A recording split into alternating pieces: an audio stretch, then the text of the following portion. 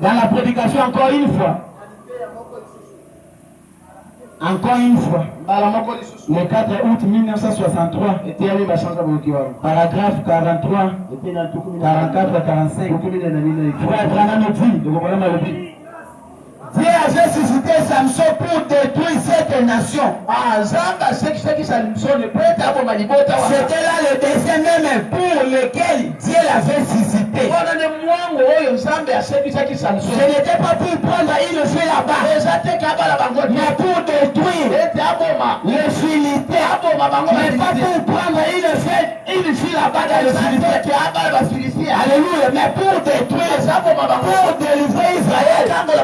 C'était ça le but de Dieu.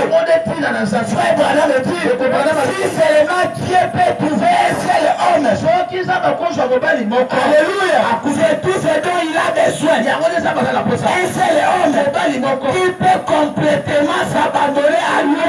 Frère Branham dit complètement s'abandonner à lui. C'est en train de chercher un seul homme qui peut complètement s'abandonner à lui. Abandonné à qui? À lui Dieu. Dieu c'est qui? C'est sa parole. La parole c'est quoi? C'est le message de parole. Dieu est en train de chercher un seul homme qui peut s'abandonner complètement à lui. Alléluia. Il ne lui faut pas un amour. Pour que Dieu puisse faire quelque chose. Frère Branham dit, il ne lui faut pas une armée. Il n'a jamais utilisé cela. Frère Branham dit, il utilise quel homme? Cet homme que Dieu peut utiliser. C'est celui qui peut s'abandonner complètement. Totalement et entièrement à la parole de Dieu.